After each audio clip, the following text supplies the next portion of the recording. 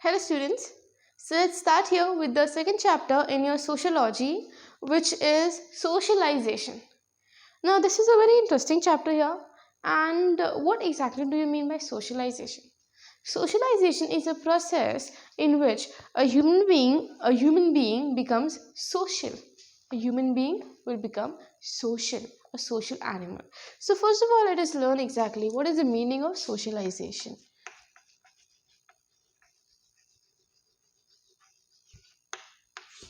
Okay. So, social society exists due to the social life of people, because people have their social lives. That for that reason only the society is going to exist.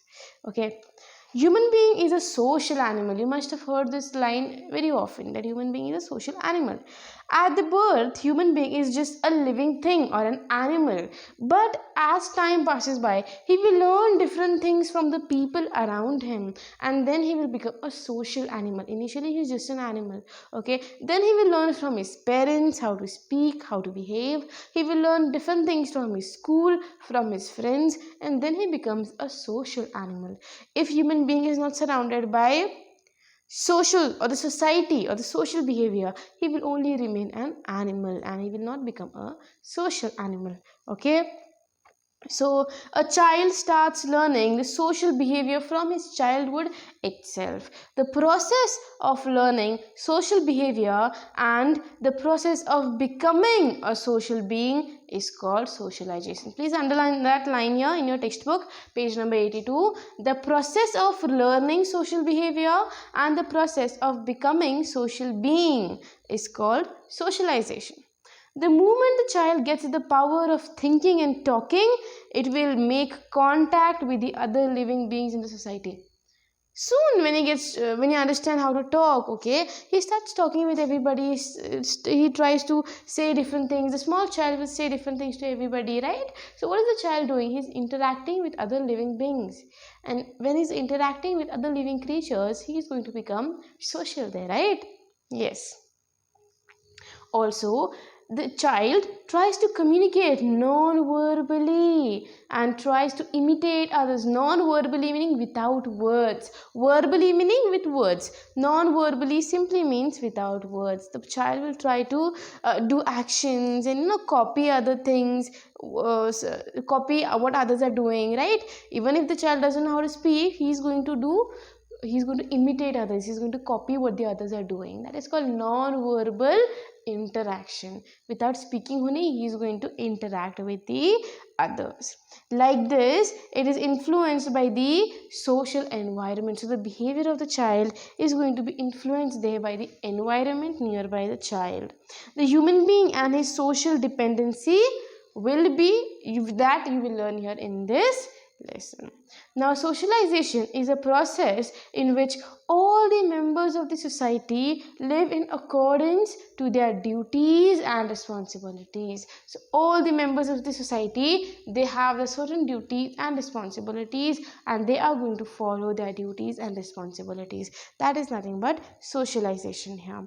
Apart from that, socialization is a continuous process of social action which starts from the birth. So it's not like after you become big you will start learning socialization. No, socialization is a lifelong process. You are every day going to learn different things from the people around you, and when you learn different things from the people around you, you are socializing. Socialization is taking place there, right? So that's why it is said it is a lifelong process. Now let's learn the different functions of socialization. Different functions of socialization.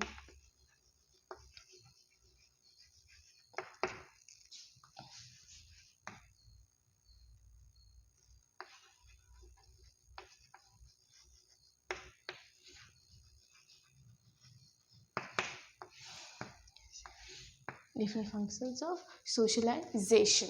Okay, let's learn here one by one all the 5 functions. First one is socialization converts human being into a social animal or a social being. Initially, the human being, when it is born, it is just an animal or a normal human being. As the child becomes big, as the child becomes social with others, he is going to become a social animal, right? That is the first function here of socialization. Second function is that socialization provides the scope of adopting new things. You learn new things. Also imitation, acting of the others, and also learning many other skills. So all these skills are taught to us because of socialization. Because of the people around us, we learn n number of things, right? So that is the function here of socialization. Next year, it develops the social relationship and provide commitment and support to the social system. A strong relationship will be built there, and that will be called a social relationship. And this social relationship is going to support this society. When you learn from each other, when you speak to each other, one relationship will be formed between the two people, right? So that relationship helps in the betterment of the society. Next, it helps in the development of personality. Each person has a different personality, right? So when you interact with more and more people, your personality is going to change in some way. Your personality is going to become better or maybe become worse, but basically there is going to be some change in your personality because of socialization. The fifth point is that it helps in the continuity of traditions. Now traditions will be continued because of socialization. Now traditions, what are traditions? I'm talking about religious traditions, about religion. Suppose you have a Diwali festival, okay, and you're living in a city, in a flat, in a city. But for Diwali, you're going to go to your grandparents' house. There, you are going to learn different things from your grandparents. You're going to learn the way they're doing the puja, the way they're meeting their or greeting their other family members and friends. All these things you're going to learn there because of socialization, because you're meeting the other people. That is how the tradition is going to continue, right? So that is how the tradition is going to continue in socialization. That is the important thing you learn about socialization. Now let's move forward and learn about the different agencies of socialization. Agencies through which or through whom do we get social experience? Agencies of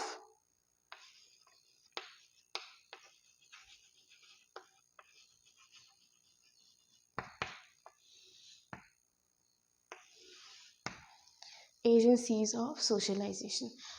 First and foremost, the most important primary agency of socialization is your family. The child will first come in contact with his parents, with his mother and father, his siblings, his grandparents, and all these are a family, right? So a family plays a very important role in your social behavior. What different things you learn from your family, those different things you're going to learn in life, and those only you're going to show to others, right?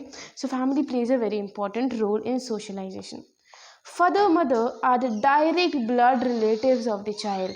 The father and mother are the direct blood relatives of the child. See, there is an idiom, right? Which is the mother is the first teacher of the child. And that is very true. Whatever your mother teaches you, she is the first teacher. She is the first one who teaches you. She is not going to teach you, not necessarily she's going to teach you some social chapters or some maths chapters. She is going to teach you some basic things that you require in your life. How to eat, how to wash your hands, how to keep yourself clean, how to greet others, how to speak to others. She's going to give you basic manners of life, and that's why we call her the first teacher. The mother is called the first teacher because she's going to teach you basic important social values which you require in a society. So when you talk about socialization, how can we forget the mother who is the first teacher, right? So mother, not only mother, even the father plays a very important role here. So these two are very important when you talk about socialization. The behavior, customs, practices, activities, interactions that the child is going to take place with others, they are developed in the child because of the parents there. The child learns the first lesson of the values of life. Okay, what are the different values of life? How to love others, how to give love, concern. You're worried about someone, that is concern. That is important aspect of life, right? Faith, when you believe in someone. If your father is telling you, Suppose your father is telling you to ride the bicycle. Now you have to faith in your father that okay, I'm going to try to ride the bicycle and I will not fall. When your father tells you, I am holding you, don't worry, you will not fall. You believe in him. You have faith in him. That faith, from who do you learn it? You learn it first from your parents, first from your father and mother, and then you're going to later on learn it in life, right? Again, patience. If your mother is telling you, sit there, I'm going to bring your food, you don't come after me, you sit there only, you're going to sit there in patience. Why? Because your mother has told you to, right? In patience, you're going to sit there quietly until your mother comes and brings you your food, your snack, or whatever it is. That is the patience there, right? That also we learn from our family. Also, cooperation. Cooperation is very important, which you learn from your family. Your siblings will be there, with them you'll be playing, right? And there will be cooperation. You all will be equal, though there is some age difference between you, but you all will be equal in front of your parents, right? So with cooperation, you're going to stay together, live together. If you get something to eat, you're going to share with your siblings. That is cooperation, right? Again, you're going to learn coordination. How to work properly in coordination.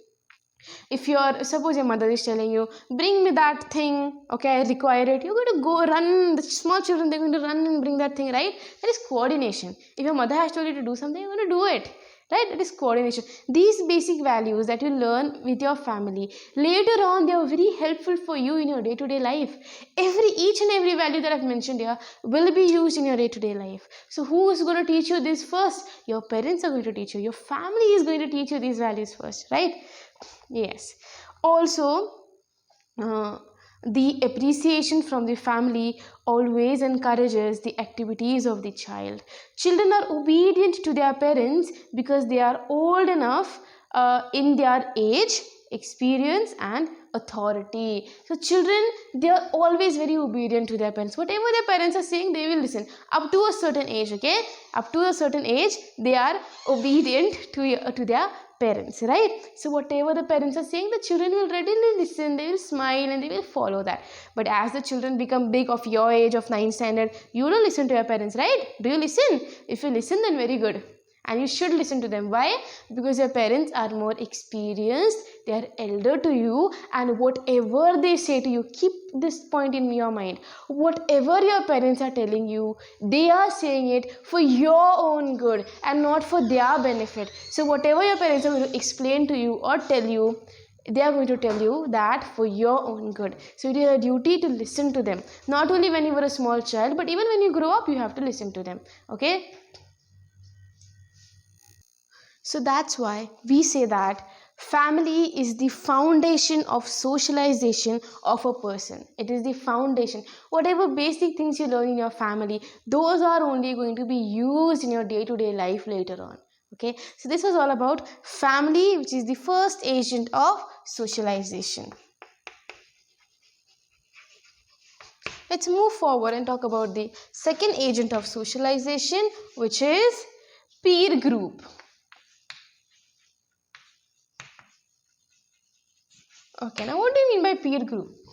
Peer group are nothing but the people of your own age who are almost of your own age. They may include the children of your age with whom you're going to school, your classmates, your schoolmates, or your friends with whom you're going to play in the garden, or all these people who are basically of your age. They are called your peer group. Now, how does peer group play an important role in socialization? Let us learn. Okay, so the other important agency of socialization is the peer group. I told you they include same aged children or friends or classmates and playmates, right? This relationship is based on mutual help and coordination. It's not necessary that you are only going to give the help all the time. No, you are going to get it in return, and that's called a mutual relationship. Mutual means what? It's a give and take relationship. If you're giving some kind of help, if you're giving some kind of coordination, you are going to get it back from the same person in a peer group. Okay, so that mutual coordination, mutual helping will be taking place in a peer group. Also, since all belong to the same age group, children learn many aspects of social behavior from them. This knowledge is important for the perspective of normal social relationship and behavior. So when they are when you're with the parents, you have some respect that they're elder to me, they're my parents, I have to respect them, I cannot speak back. But when you are with your peer group, this burden is not there on you, right? So if they're saying one thing, you're going to give them back one answer. You won't keep quiet, right? You're just going to give them back one answer. So in this kind of relationship, you're going to have a different kind of growth. Socially, you're going to grow in a different way. You're going to learn different things from these people. You're going to understand how to take help, how to give help. You're going to understand how to speak, in which way you should speak, which is not hurting people. See, when the small children are there, if you say something bad, obviously they will get angry and they will go away. They will not come to you again. So you will understand that if I say this certain thing in this particular tone of voice, people are going away from me, right? And if I say this certain thing in this nice way, people, more and more friends will become, right? I will have more and more friends. So these different things you're going to learn from your peer group, which is also a very important agency of socialization, right? So that is important. Next agency. Let's move forward and learn about the third agency, which is religion. Now, how does religion play an important role in socialization? Religion plays an important role because human beings' faith in a religion provides the base for an ideal life. See, when we believe in someone who have never seen, that belief that we have, that faith that we have, that is everlasting, that helps us in every different way of life. Okay, we have faith, we have belief in someone who we have never seen in life, right? So that faith and that belief there is a very important aspect of socialization, and that is going to help you in every way in your life. Also, religion advocates a moral life. It teaches you moral things in life. Whoever you follow, whichever religion it might be, I'm saying in general, whichever religion it is, they give us certain message of life, certain way, the direction they show us in which we should lead our life. And if you lead your life in that particular way, you are going to live as a happy person throughout. So these morals that we get from a religion, they are very, very important to us. Also, the parents and elders of our family inculcate religious activities in children by visiting the religious places and by performing the religious rituals. So usually the elders that are there in our house, they're going to take us to religious places. You will go in temples, in mosques, in churches, and chapels. In all these places you go, and there you carry out this religious activity. And when you see your parents having so much belief, then you also will inculcate within yourself. Inculcate meaning it will grow in you, it will come in you. What will come in you? The faith that your parents or your elders have, right? So that is important here, and that is a very important agency of socialization, relation. Next, let's learn about the last important agency, that is school. Okay, now how does school play an important role in socialization? The role of school is very crucial. Crucial means important in the socialization process. In school, the child is not only influenced by the teachers, but also by his friends and classmates. Friends and classmates will influence, right? You learn that in peer group. But the teachers, the principal, the vice principal, everybody is going to influence your behavior. So what is the behavior of the vice principal, or what is the behavior of the principal there? All these behaviors are going to influence your behavior. So obviously in your school you have very good staff, very good teachers, right? So these people the role of teacher in socialization process of the child is very important. The role of the teacher is very, very crucial there. So what do you learn from all these teachers? You learn about good behavior, you learn about equality, you learn that good will get reflected in the children as well. So all these things you learn from school. So whatever behavior you see in your school, in your teachers, in your elders there in your school, that will get reflected within you, and that will be shown to others, okay, through you. This enables the children to develop love, cooperation, tolerance, co-living, mutual respect and other various values of life. So these values of life are very, very important, okay? And apart from this, the teachers need to motivate the children to take part in various co-curricular and extracurricular activities. So through these co-curricular activities, it might be sports, singing, dancing, Through these activities, the children are going to learn more and more, right? So through sports, through dancing, singing, you're going to learn more. Only education is not required. You have to learn everything in detail. Everything in detail you have to learn, and this is going to improve your knowledge, improve your social behavior. Lastly, let's talk about mass media. Mass media, what is mass media?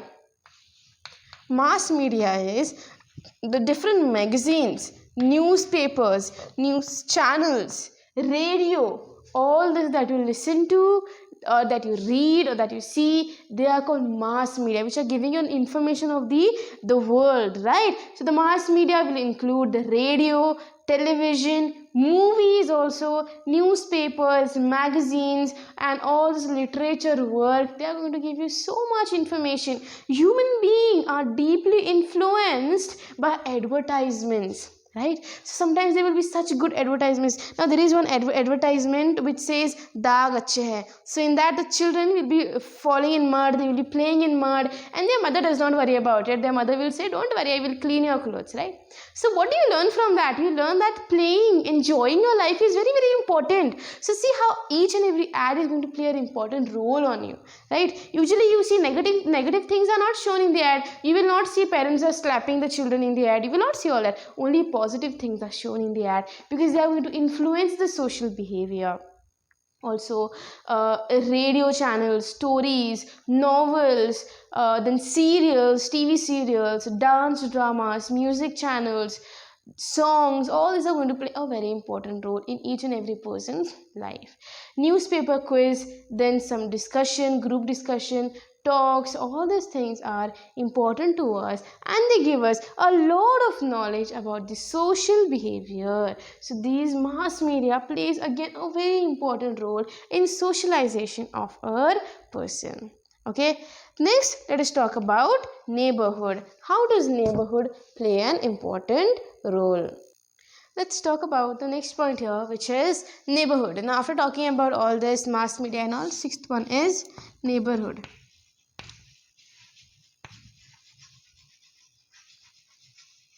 Neighborhood basically means your neighbors, right? Who all are there in your neighbors? Those people are called your neighborhood people. So how do these people affect the socialization of a particular person? Now, neighborhood are the families which are residing close to our families besides our house. This is a small community having characteristics of a large community. Neighborhood is always small in size. Here the people are related to each other. Related to each other meaning not necessarily every time they are related, but sometimes you have your relatives staying next by to you. Sometimes you have just strangers staying next by to you. People help each other in many ways. The influence the neighborhood is found both in the rural as well as the urban places of the country. Now you know the first people who help us when every time we are in need, if there's an emergency or anything, they are our neighborhood. It might be a small emergency also, a big emergency also. So the first people who are around us are our neighborhood people, right? Our neighbors, they are always there to help us. So what kind of people they are, how they are, that is also very important here. They are responsible for sharing happiness and sorrows with us. Neighborhood people help each other in festival, in marriages, in religious rituals, and all the other programs that are happening in the house, right? So if there is any marriage ceremony going on in the house, if there is any festival going on, any kind of puja going on, any religious ceremony going on, so during that time these neighbors are always a part of our happiness, and also if there is any sorrow going on, they are always a part of our sorrow also. So neighbors play a very, very important role there. Okay, so this was all about the neighborhood. So these are all the different agencies of socialization that we studied. Now let's move forward and talk about the next subtopic here, that is gender and socialization.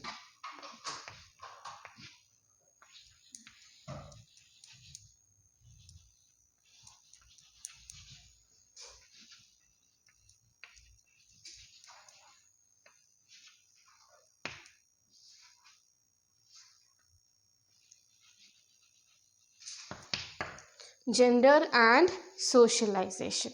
Now we already know that socialization is so important, and it makes us the social animal, right? But here the gender also plays a very important role. When I talk about gender, I particularly mean boys and girls. These are the two common genders in our country, right? So there is a lot of differentiation going on between the boys and girls, and that also causes the socialization. Now you see the major difference is that when the girls are born, you usually buy pink clothes for them, right? And when the boys are born, you buy blue clothes for them. Why is that differentiation there? Why are boys not told to wear pink, or why is pink become a girl color and blue become a boy color? That is a differentiation, right? That is done. Also, a common thing that you see in Indian families is that if the boy is coming late from playing, okay, after playing, if he's coming late, that's okay. But if the girl is coming late, then she's scolded. Then so many questions are asked to her. Why you're late? You should come early. You're a girl. All these things are asked to her, right? But if the boy is coming late, it's completely okay with the family. So these things are taking place here in the Indian society. Also, the girl is expected to help in the kitchen. And you don't tell the boys to help in the kitchen, right? Whenever your mummy is busy, the girl will only go and do the helping. It might be cutting the onions, cutting the vegetables, or even washing the utensils. Some basic help the girl will only provide. The boys are not expected to do any help in the kitchen with the mother. So that is also a social discrimination. Okay, so in toys also discrimination is done. All this bat, cricket bat, ball are given to the boys, whereas for girls you buy dolls, right? So when you're born, only these discriminations are done here, and they are going to change your mindset. They are going to change your mindset socially, because already since your birth so many differentiations are given. They're going to change your mind socially. But now you see, women are given more importance in today's society. They're given equal rights like men. Initially they were not given rights, but now they have equal rights just like men. They can work in whichever field they want. They can practice medicine, they can become engineers, they can become teachers, or whichever job they want they can do. Today's time, we have cricket team of women, we have hockey team of women, and the women are doing so well as cricket and hockey players also. Not only this, in every aspect of life, there is no place where women cannot give competition to men. And now that equality has been maintained in between women and men, and that's why now anymore there is no gender related discrimination that is being done. So socialization based on gender, this also you learn. So these are all the different things that you learned here in your chapter socialization. Now chapter 2 of sociology from your class 9 is over with this. Thank you so much for watching, class. Have a nice day.